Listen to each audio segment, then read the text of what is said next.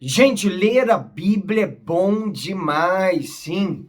Ler a Bíblia é muito profundo. Nós estamos num plano anual de leitura bíblica aqui, Pastor Everton Ferreira, e nós vamos te ajudar a ler a Bíblia inteira, através de um plano, através de um método. A Bíblia 365 de noite da SBB, ela já tem um plano todo organizado e nós estaremos disponibilizando as páginas da nossa Bíblia aí para vocês. Se você não é inscrito no canal, se inscreva no canal, nos ajude. A gente precisa chegar a 1.000 inscritos. Posso contar com você? Creio que sim, né? Se inscreva no canal, dá o like e compartilhe para os seus contatos e grupos. Vamos à leitura de hoje. Dia 276, nós vamos ler Jeremias 19 e 20, Oséias capítulo 9 a partir do verso 17, Lucas capítulo 1 a partir do verso 26. Jeremias 19. O pote quebrado. Assim diz o Senhor: vá comprar um pote de barro de um oleiro e leve com você alguns dos anciões do povo e dos anciões dos sacerdotes. Vá até o vale de Ben-Hinom, que está junto à entrada do portão dos cacos, e proclame ali as palavras que eu lhe disser. Diga o seguinte: escutem a palavra do Senhor, ó reis de Judá e moradores de Jerusalém. Assim diz o Senhor dos Exércitos, o Deus de Israel: eis que trarei uma calamidade sobre este lugar, e quem ouvir falar dela ficará com os ouvidos tinindo, porque eles me abandonaram e profanaram este lugar, queimando nele incenso a outros deuses, que nem eles, nem os seus pais, nem os reis de Judá conheceram, e encheram este lugar de sangue de inocentes. Edificaram os altos de Baal para queimarem os seus filhos no fogo em holocaustos a Baal, o que nunca lhes ordenei, nem falei, nem me passou pela mente. Por isso eis que vem dias, diz o Senhor, em que este lugar já não se chamará Tofete, nem vale de Ben-Hinom, mas o vale da matança, porque desfarei os planos de Judá e de Jerusalém neste lugar, e os farei cair a espada diante de seus inimigos e pela mão dos que procuram tirar-lhes a vida, e darei os seus cadáveres como alimento às aves dos céus e aos animais selvagens. Porei esta cidade por objeto de horror e de vaias. Todo aquele que passar por ela ficará espantado e zombará por causa do desastre que lhes aconteceu. Farei com que comam a carne de seus filhos e a carne de suas filhas, e cada um comerá a carne do seu próximo, na angústia e no aperto em que ficarão com o cerco dos seus inimigos e dos que procuram tirar-lhes a vida. Depois quebre o pote à vista dos homens que foram com você, e diga-lhes: assim diz o Senhor dos Exércitos, deste modo quebrarei este povo e esta cidade, como se quebra o vaso do oleiro, que não pode mais ser restaurado. Os mortos serão sepultados em Tofete, porque não haverá outro lugar para os sepultar. Assim farei a este lugar, diz o Senhor, e aos seus moradores, e farei com que esta cidade seja como Tofete. As casas de Jerusalém e as casas dos reis de Judá, sobre cujos terraços queimaram incenso a todo o exército dos céus e ofereceram libações a outros deuses, serão impuras como o lugar de Tofete. Jeremias voltou de Tofete, lugar para onde o Senhor o tinha enviado para profetizar, pôs-se em pé no átrio da casa do Senhor e disse a todo o povo: assim diz o Senhor dos Exércitos, o Deus de Israel: eis que trarei sobre esta cidade e sobre todos os povoados vizinhos todas as calamidades que pronunciei contra ela, porque foram teimosos e não deram ouvidos às minhas palavras. Jeremias e o sacerdote Passur. Passur, filho do sacerdote Imer, que era superintendente da casa do Senhor, ouviu Jeremias profetizando estas coisas, e por isso mandou que o profeta fosse açoitado e preso no tronco que ficava junto ao portão superior de Benjamim, na casa do Senhor. No dia seguinte, Passur mandou que Jeremias fosse tirado do tronco. Então Jeremias lhe disse: o Senhor mudou o seu nome de Passur para Magor Misabibe, pois assim diz o Senhor: eis que farei de você um terror para você mesmo e para todos os seus amigos. Eles serão mortos à espada pelos seus inimigos, e você verá isso. Entregarei todo o povo de Judá nas mãos do rei da Babilônia, que os levará presos à Babilônia e os matará à espada. Também entregarei toda a riqueza desta cidade, todo o fruto do seu trabalho e todas as suas coisas preciosas. Sim, entregarei todos os tesouros dos reis de Judá nas mãos de seus inimigos, os quais hão de saquear, pegar e levar tudo para a Babilônia. E você, pastor, e todos os moradores da sua casa serão levados para o cativeiro.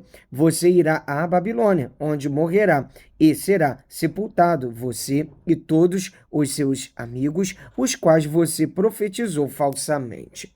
Sexto lamento de Jeremias. Tu me persuadiste, Senhor, e eu fui persuadido. Foste mais forte do que eu e prevaleceste. Sou motivo de riso o dia inteiro. Todos zombam de mim, porque sempre que falo tenho de gritar e clamar violência e destruição. Por causa da palavra do Senhor, sou objeto de deboche e de zombaria o tempo todo. Quando pensei, não me lembrarei dele e não falarei mais em seu nome. Então isso se tornou em meu coração como um fogo encerrado nos meus ossos. Estou cansado de sofrer e não posso mais, porque ouvi a murmuração de muitos. Há terror por todos os lados. Denunciem e nós o denunciaremos. Todos os meus amigos íntimos esperam que eu tropece e dizem, talvez ele se deixe persuadir. Então nós o venceremos e dele nos vingaremos.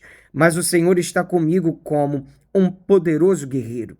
Por isso os meus perseguidores tropeçarão e não vencerão. Ficarão muito envergonhados por causa do seu fracasso. Sofrerão afronta perpétua, que jamais será esquecida, ó Senhor dos exércitos, que provas o justo e vês o mais íntimo do coração. Permite que eu veja a tua vingança contra eles, pois te confiei a minha causa. Cantem ao Senhor, louvem o Senhor, pois ele livrou a vida do necessitado das mãos dos malfeitores. Maldito o dia em que eu nasci, não seja bendito o dia em que a minha mãe me deu à luz.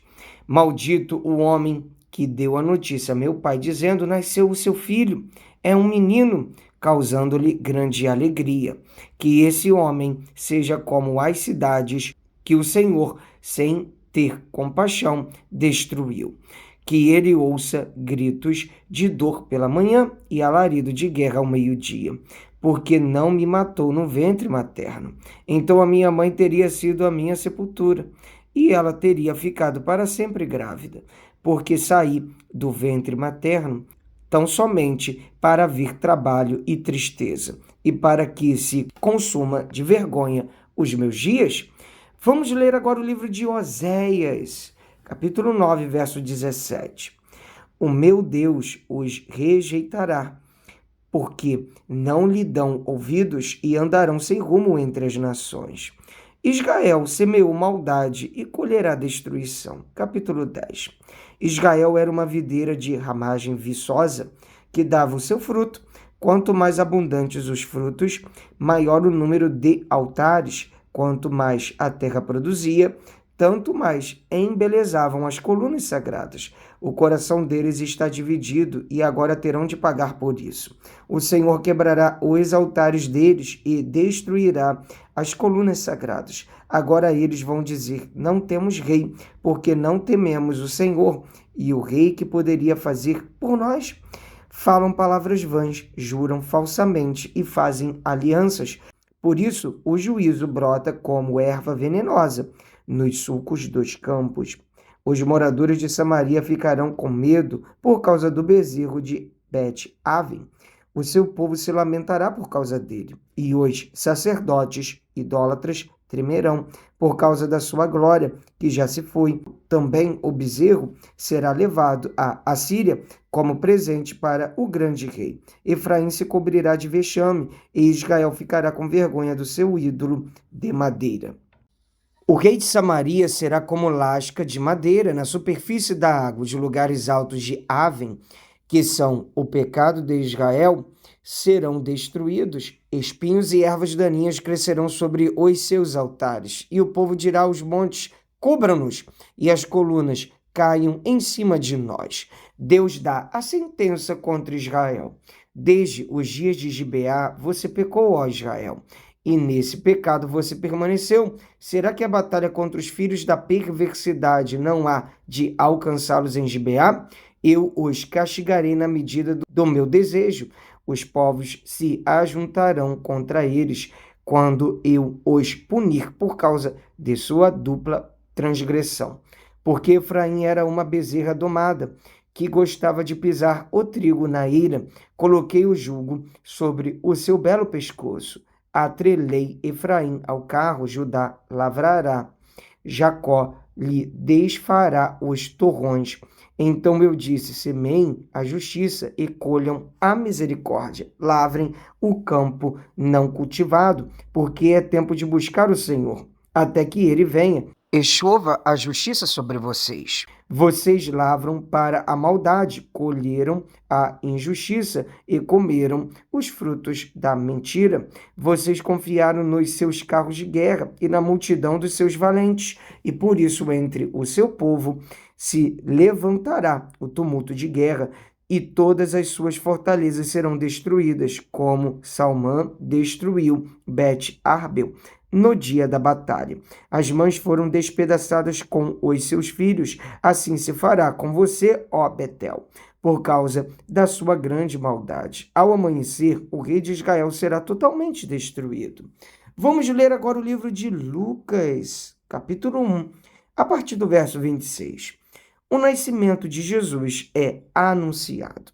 No 6º mês, o anjo Gabriel foi enviado por Deus a uma cidade da Galiléia chamada Nazaré, a uma virgem que estava comprometida a casar com um homem da casa de Davi, cujo nome era José. A virgem se chamava Maria, e aproximando-se dela, o anjo disse: Salve, agraciada! O Senhor está com você. Ela, porém, ao ouvir esta palavra, perturbou-se muito e pôs-se a pensar no que poderia significar esta saudação. Mas o anjo lhe disse: Não tenha medo, Maria, porque você foi abençoada por Deus. Você ficará grávida e dará à luz um filho, a quem chamará pelo nome de Jesus. Este será grande e será chamado Filho do Altíssimo. Deus, o Senhor, lhe dará o trono de Davi, seu pai. Ele reinará para sempre sobre a casa de Jacó, e o seu reinado não terá fim. Então Maria disse ao anjo: Como seria isto, se eu nunca tive relações com homem algum?